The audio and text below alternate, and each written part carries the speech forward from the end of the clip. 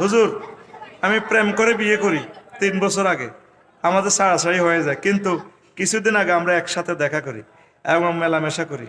তার বর্তমানে স্বামী আছে, এখন তার একটা বাচ্চা হয়েছে, মনে হয় বাচ্চাটা আমার। এখন আমার করণীয় কি? নাউজুবিল্লাহ, তুমি তো জিনা করছো, তুমি করণীয় কি? তুমি জিনা করছো, যদি 4 জন সাক্ষী দিতে পারে তোমার দণ্ডবিধি, ফাতরে ফাতরে উড়া লাগবে। আর এই বাচ্চা এটা তো তোমার বাচ্চা, এখন হেতের বাচ্চা, এখন তোমার বাচ্চা তো দাবি করতেও পারতে না, দাবি করলে তো তোমার বড় মারিয়ে লেবে, তোমরা মারিয়ে লেবে। এখন তুমি কত রকমের ফ্যাস লাগাইছো।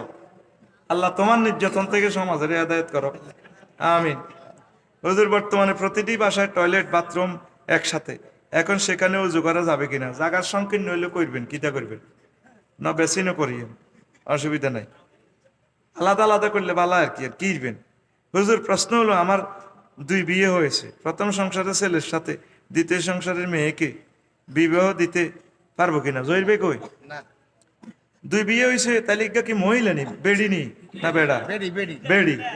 তাইলে প্রথম সংসারের ছেলে সাথে দ্বিতীয় সংসারের মেয়েকে, ও মা আমরা এটা তো একই ফ্যাট, তো কাম হইতো না, কাম হইতো না, তো